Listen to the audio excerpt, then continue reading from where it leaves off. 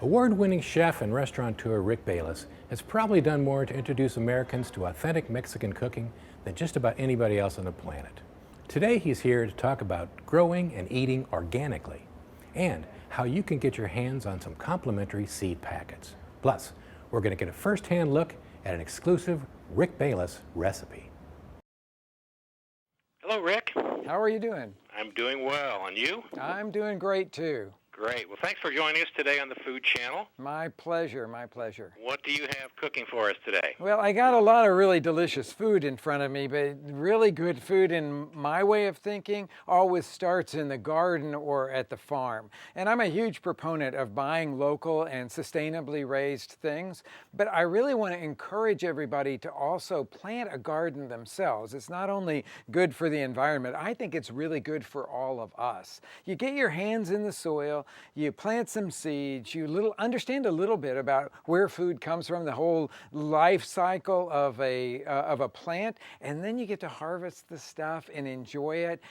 To me, it's one of the most satisfying things in the world. In fact, at my house, I turned my whole backyard into a production garden for our restaurant. On top of the restaurant, we have these self-watering boxes where we grow tomatoes and chilies and herbs, and I'm always encouraging people that want to get into gardening but don't quite know how, to start with one of those self-watering boxes, because there's a reservoir at the bottom that you fill with water, and then that water will wick up through the soil, keeping everything evenly moist. So it's like a no-brainer that you could put some lettuce seeds in there, and literally in 3 weeks you could be picking stuff for a salad. To me, it's a great way to get started with gardening. And our friends over at Seeds of Change, they're so wanting us all to plant something this year that they're giving away 100 million seeds. It's a ton of seeds, and all you have to do is go to their website, which is seedsofchangefoods.com,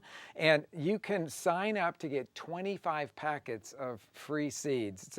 It's a pretty amazing project. Yeah.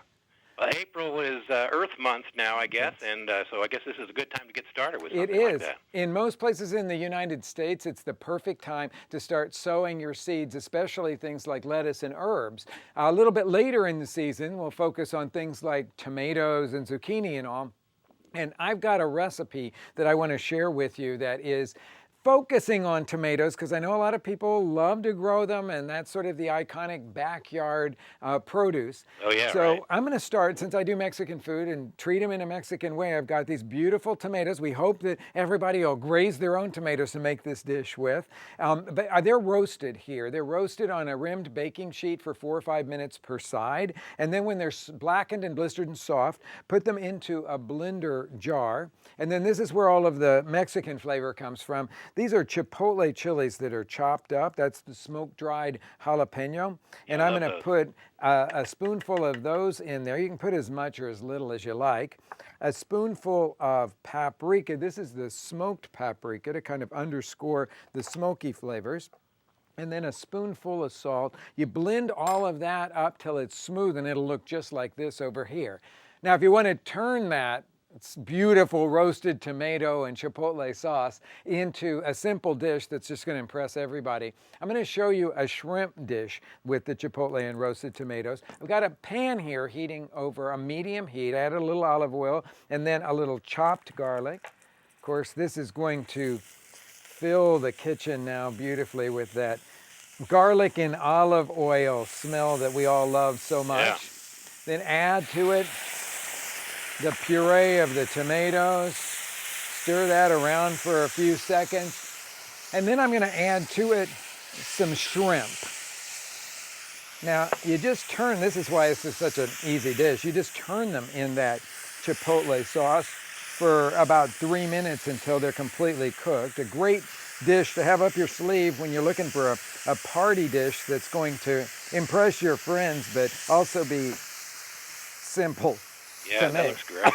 I'm already coughing here because those chipotles are a little spicy there. Yeah. Now, right before you serve it, add a little bit of chicken broth to it. Thin it out to a nice light coating consistency, and this is what you're going to end up with over there. A beautiful dish. We've served it over a little bit of the organic seeds of change rice, got a little pickle of some white onion with lime on the top of it. A beautiful dish, and just think what you would feel like if you knew you made that dish out of tomatoes that you grew in your own garden. That's awesome. Hey, I got to ask you one thing. Sure. Your Chicago restaurant, Topolobampo, yes. President Obama and his family have called it one of his favorite places to eat. I guess they don't get to stop in as much these days. They don't, but they've actually, since the election, they've been there twice. Yeah. So we have gotten a chance to talk to them. And then I had that wonderful opportunity last year to go to the White House and do one of the state dinners. Well, as you can imagine, that is a once-in-a-lifetime experience, and one that I just absolutely loved. Right. What's the president's favorite dish at the restaurant? You know, he's a great foodie.